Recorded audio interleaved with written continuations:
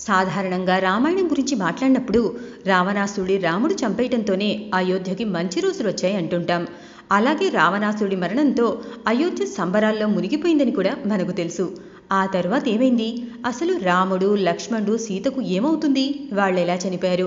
ఎప్పుడైనా ఈ ఆలోచన వచ్చిందా? వచ్చే ఉంటుంది, కానీ జవాబు మాత్రం దొరకలేదు కదా. ఆ జవాబు కోసం నేను కూడా చాలాసార్లు ప్రయత్నం చేసి ఇదిగో ఇలా మీ ముందుకొచ్చాను. మరి ఆలస్యం దేనికి? ఆ వివరాలేంటో చెప్పేస్తాను. రాముడు విష్ణు అవతారం అని మనకు తెలుసు. అలాగే లక్ష్మణుడి మరణం తర్వాత రాముడి జీవితం కూడా ముగిసిపోయిందని మనకు తెలుసు. మరి సీత, రాముడు, లక్ష్మణుడు ఎలా మరణించారు?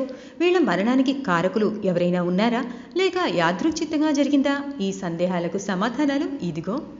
యుద్ధం జరిగిపోయిన తర్వాత రాముడు అయోధ్యకు రాగానే అందరూ సంబరాలు చేసుకున్నారు. కానీ వెంటనే రావణాసుడు దగ్గరున్నప్పుడు సీతాదేవి తన పవిత్రతను కోల్పోయిందని అందరూ అనుమానించారు. ఈ అనుమానం రాగానే రాముడు సీతకు అగ్ని పరీక్ష పెట్టాడు. సీతాదేవి చాలా పవిత్రమైందని తెలుపుతూ ఆమె అగ్నికి ఆహుతి కాలేదు. ఇలా అగ్ని పరీక్ష పెట్టడంతో సీత అవమానానికి గురై అయోధ్యను వదిలిపెట్టి వెళ్ళిపోతుంది. ఆ తరువాత సీతాదేవి వాల్మీకి ఆశ్రమంలో ఉంటుంది. రాముడు అయోధ్యను పాలించుకుంటూ జీవితం గడుపుతూ ఉంటాడు. అదే సమయంలో అశ్వమేధ యాగం గుర్రం కనిపించకుండా పోతుంది. చివరికి ఆ గుర్రాన్ని అడవిలో 2 పిల్లల దగ్గరుందని గుర్తిస్తారు. అప్పుడు ఆ పిల్లల్ని పట్టుకోవటానికి లక్ష్మణుడు, సుగ్రీవుడు, ఆంజనేయుడు ప్రయత్నించి విఫలమవుతారు. వాళ్ళిద్దరు ఎవరో కాదని రాముడి కొడుకులని తెలుసుకుంటారు. వాళ్ళెవరో కాదు, లవకుశలు. కానీ వాళ్ళు రాముడి పుత్రులని గుర్తించలేకపోతారు.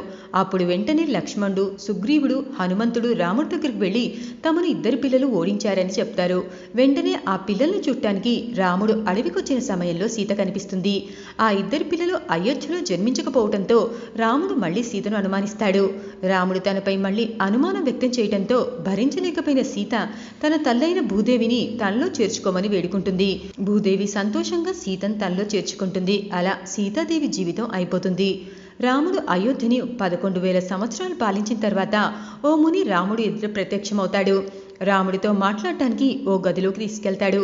ఎవరైనా ఆ గదిలోకి రావాలని ప్రయత్నించినా లక్ష్మణుడితో సహా వాళ్లకు మరణం తప్పదని ఆ ముని హెచ్చరిస్తాడు. అన్న రాముడి మాట, ముని మాట తూచా తప్పకుండా పాటించాలని లక్ష్మణుడు ఆ గది ద్వారం దగ్గర కాపలా కాస్తాడు. అయితే కాలదేవుడు మారువేషంలో దుర్వాస అనే పేరుతో గదిలోకి వెళ్లాలని ప్రయత్నిస్తాడు. అందుకు లక్ష్మణుడి మద్దతు కోరుతాడు. రాముడి మాటను శిరసావించే లక్ష్మణుడు కాలదేవుడికి గదిలోకి పంపటానికి నిరాకరిస్తాడు. ఆగ్రహంతో కాలదేవుడు లక్ష్మణుడి నువ్వు నాశనమవుతావు అని శపిస్తాడు. ఆ తర్వాత లక్ష్మణుడికి అర్థమవుతుంది తను శపించిన ఆ మహోన్నత వ్యక్తి ఎవరో కాదని కాలదేవుడని. కాలదేవుడు కాలాన్ని శాసించేవాడు. కాలానికి, సమయానికి ఆయన అధిపతి. ఇదంతా ఆయన ఆడుతున్న నాటకమని, తాను భూమి నుంచి విడిచి వెళ్లాల్సిన సమయం ఆసన్నమైందని లక్ష్మణుడు అర్థం చేసుకుంటాడు. చివరికి తన మరణాన్ని అంగీకరించి సరయు అనే నదిలో తనువు చాలిస్తాడు.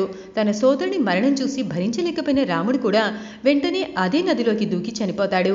రాముడు పశ్చాత్తాపంతో తన రాజ్యాన్ని తన కుమారులు లవుడు, కుశులకు అప్పగించి వాళ్లే పాలించాలని నిర్ణయించాడట. ఇలా సీత, రామ, లక్ష్మణుల మరణం జరిగిందిట.